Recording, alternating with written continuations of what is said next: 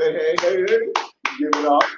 What's going on, guys? How you doing, man? Man, great to have you, man, on Tapped In.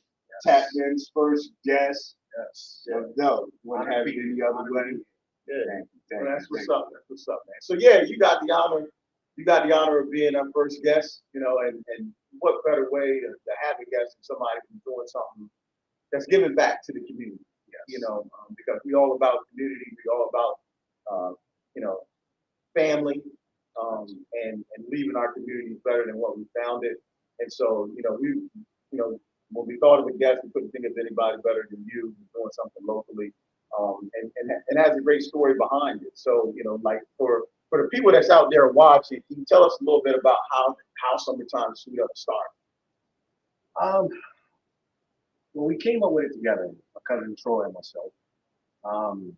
Just watching it on Instagram, Facebook, social media. A lot of cats were doing it in other cities, big cities. And I reached out to Troy. He's like, man, we got to attend one of these events. Just pop up, show up, get suited and booted. We got to hit one. We both like dressing up for the occasion.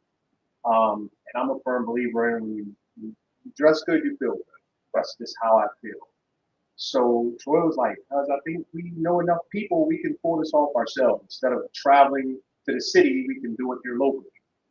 I was a little bit concerned. I didn't think we were going to be able to pull it off, but fortunately, man, there was enough guys and young men locally here in the community and community surrounding us that were willing to come in and support and want to be a part of it. So here we are in our second year annual event coming up in a couple of weeks, man. So it's grown tremendously just in 1 year. Right. Oh, yes. Well, that's what's up. So, like, as far what for you, this event, what role does it play in the community? Man, a big role. So one of my visions when we started doing it, it wasn't only about putting on a suit. It was about bringing men from the community together under one roof, under one accord.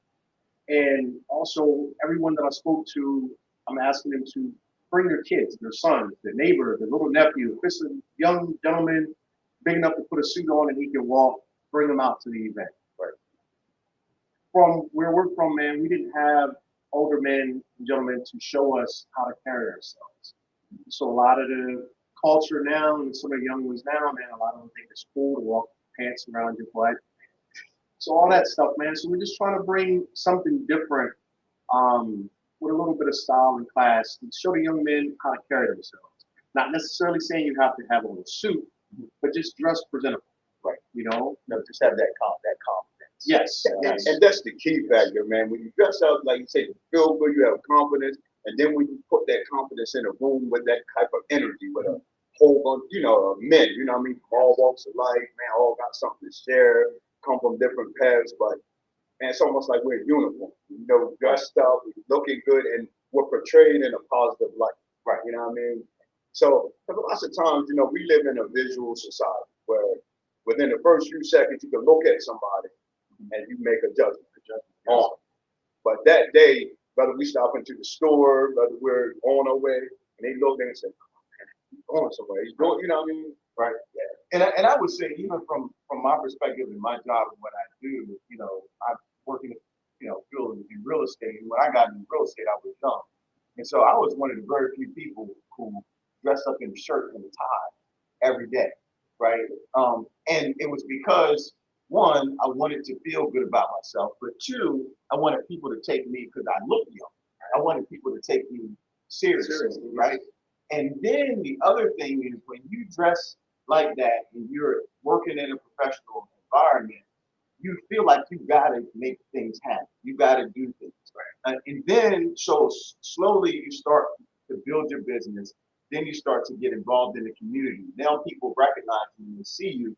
And at the stage that I'm at in my life now, I don't feel the need to have to put on that suit in some spaces like I used to. You've already built your brand. I've already built my brand, but I also, regardless if I have that shirt and tie on or I got this on, I still feel this confidence. Yes. Right? Sometimes it's that suit, putting that on just it elevates your confidence. But if you work in that, if you have that suit on enough, it becomes just who you are, right? And Exactly. you're just confident in any setting, and no matter how you dress, and that's really important. I could tell you my experience, man, and you said a key thing when I started when selling real estate and I was coming in the office about 2, 3 years straight. I did the same thing. I dressed up with a shirt and tie.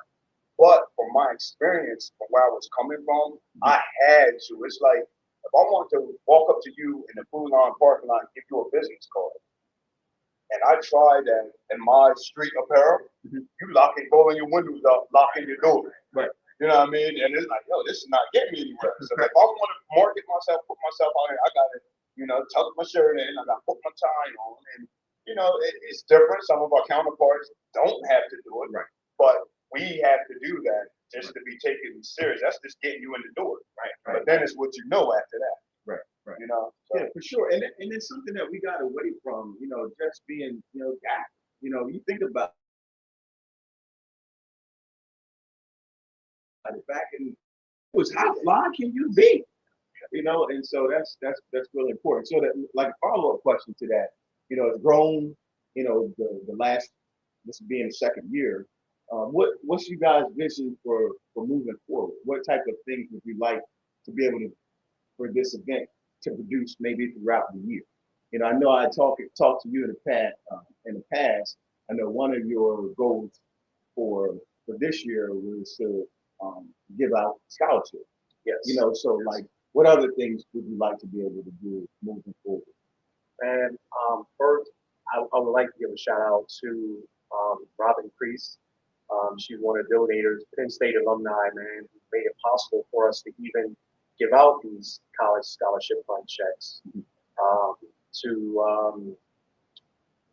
We just had so many different ones come out and want to donate so kids can benefit from having tickets donated, or single parents don't have to pay for their kids to come out to this event. But we've just grown so much within 1 year. Sky's the limit for us for the upcoming year. We're blessed to be in a position to help out some college kids this year. I'm sure we'll be able to do it next year as well.